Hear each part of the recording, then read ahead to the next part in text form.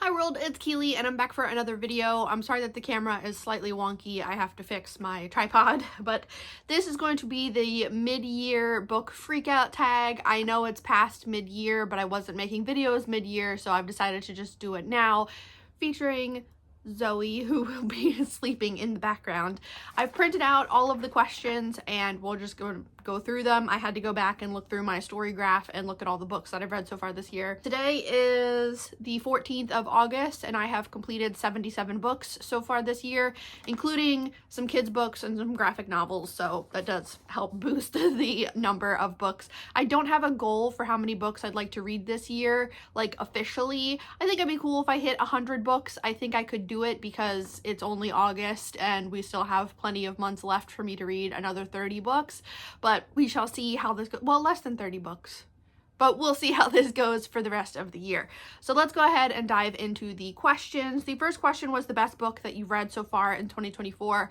For that, it's 100% going to be The Fellowship of the Ring by Tolkien. It's the first time that I'm finally actually reading these books. I think I've been saying since I made my booktube channel in 2014 that I would be reading the Lord of the Rings books. Like, I say that every year and I've never gotten to them, but this year I did actually read The Fellowship of the Ring and I'm in book 2, The Two Towers, and I made it up to the Riders of Rohan and then I fell asleep because I was reading it on a plane and then I fell asleep on the plane.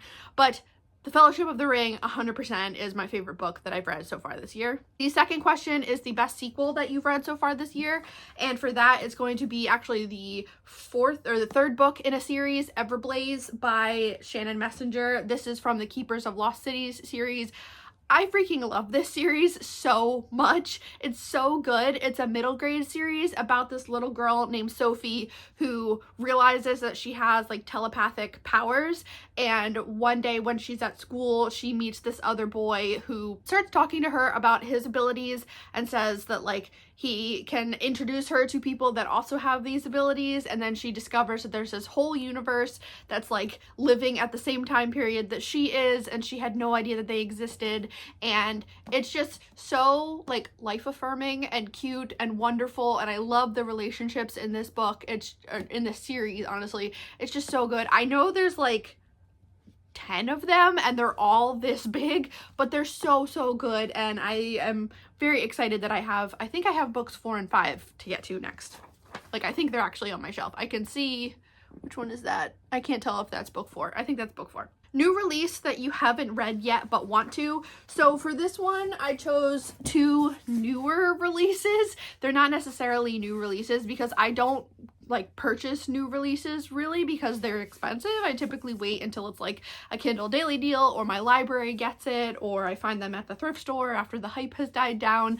But I do have 2 books that have come out within the last like year or 2 that I really want to get to, and I got both of them from the thrift store, which is amazing. So the first one is Burnham Wood by Eleanor Catton, and this one is about a rogue gardening collective that's just sounds amazing. I'm very excited to get to it. And then the other one had a ton of hype around it, so I'm really excited to read it. And this one is Demon Copperhead by Barbara Kinsolver, which is a David Copperfield retelling but set in the Appalachian Mountains. So I'm very excited for both of those. Like I said, they're not like super duper new releases. Let's see, when did Burnham Wood come out? Burnham Wood came out in 2023, and I think Demon Copperhead did too. Oh, 2022. So not brand new. Most anticipated release for the second half of the year. Again, I don't super keep up with new releases unless it's a series that I'm really enjoying. And in this case, I don't know of any series that I've been loving that will show up for the end of the year. There have been a couple that have come out that I've been wanting to read. I just finished Queen Bee by Juno Dawson, which was amazing, and that was part of the Her Majesty's Royal Coven series, but that one's already come out. I don't have answers for some of these. Next question is biggest disappointment. For this one, I'm going with The Perfect Place to Die by Bryce Moore. This one is a young adult horror kind of thriller, and it is a very loose retelling of H.H. Holmes, who was a serial killer during the World's Fair in Chicago in either the early 1900s or the late 1800s. I can't remember exactly. And this one was set up so well. Like, I enjoyed the crap out of this one. I really, really had a good time with it. But then there was no context provided, no mention of the fact that these were actual families impacted by a real life serial killer. Like, I don't do true crime anymore after working in the justice system for the last 10 years. I just can't do true crime. But sometimes I can do like retellings, especially if like H.H. Holmes, it was like that long ago. It was so long ago, and I love the setting of the World's Fair. And I wanted the author to, even at the very end or like the very beginning of the book, just have some kind of mention of the fact that like these were real people and they actually had their loved ones murdered, like some kind of something to acknowledge the fact that this actually happened, and that he was basing his story off of it. Like, I wanted some kind of compassion and empathy, and we just didn't get it from the author, and that really sucked. So that was definitely by far probably the biggest disappointment. Biggest surprise, this one is a romance, and I don't really read romances. I'll read like romantasy every once in a while. Like, I'm reading the other series by Anne Bishop, which does have like some romance in it, not very much, honestly. Like, I'm in book 3 so far of my reread, because I've already read this series, and there's not really any romance, so there might be a little bit. Every once in a while I'll read like a Heather Graham who writes like, she doesn't write urban fantasy, it's like ghosts most of the time, but also romance. Like, oh, this woman is renovating this old mansion and there's something creepy happening and she falls in love with the architect, or like something stupid like that I just really enjoy. But the biggest surprise by far was Dating Dr. Dill by Nisha Sharma. I did not expect to love this one as much as I did, but there was a lot of hype around it when it came out, and I was like, all right, I'll give it a chance. And holy crap, I had such a great time with this book. I really, really loved it. And this one is about, I think she was, and it's like an attorney, and she is not living up to like her family's standards, and then Dr. Dill is this doctor who has a TV show, and she just finds him super fake, and like it's definitely like a enemies to lovers type romance, but I freaking loved it. Favorite new author is definitely T. Kingfisher. I've read now a handful of T. Kingfisher books and definitely understand the hype.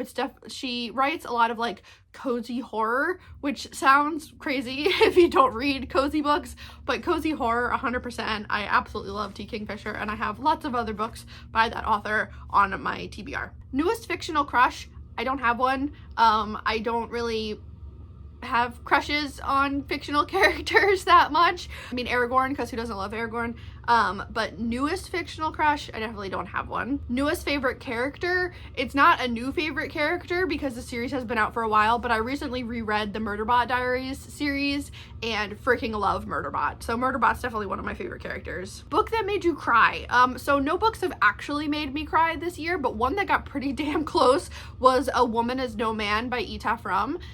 This one was brutal. It was so difficult in so many portions of the book because you're following a woman who is in a very traditional family from, oh, I'm gonna get it wrong, I think Palestine, and they live in the United States, and just following the like some of the horrendous crap that happens to the main character, and then also kind of the very conservative views of women compared to Western society, and following like the things that happen. And there's so much heartbreak and so much struggle, and you really feel for all of the characters. And so that one was probably the most, I would say, it didn't make me cry, but most emotional book by far. Book that made you happy. So I have two for this one.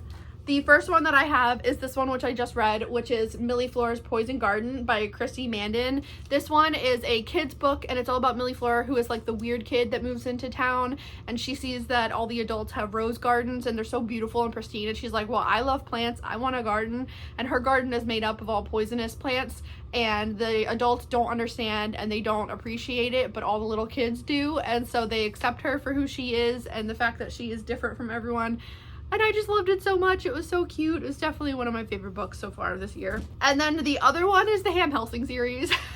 If you haven't heard of this series, you should absolutely read these. These are middle grade or like for kids graphic novels by Rich Moyer. There's 3 books out so far, and I have all 3. I love them so much.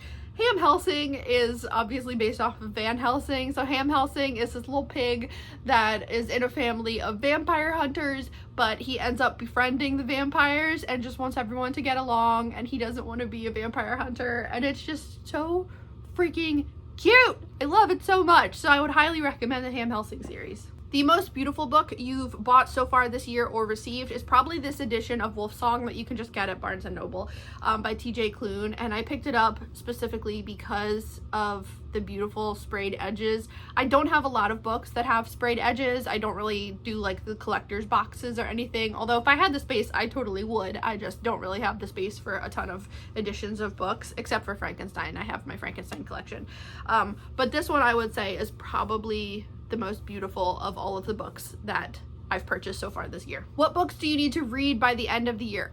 A lot. I would love to read all of the books that I've purchased so far this year by the end of the year, but that definitely won't happen. I fell off of keeping track of all of the books that I've purchased and kept in. I was able to keep up with that last year of like this huge document of all of the books that I brought in, all of the books that I read, and I wish that I had kept up with that, but I haven't for the rest of this year. Well, I guess I could still do it for like the further parts of the year from like August until December, but I haven't. So I know that I have a lot of books that I've purchased that I haven't read. However, there are two that are at the top of the list. One is book 5 in the KJ Sutton Fortuna Sworn series, Endless Terrors. This one I purposefully pre-ordered and then haven't picked it up, so I really need to do that.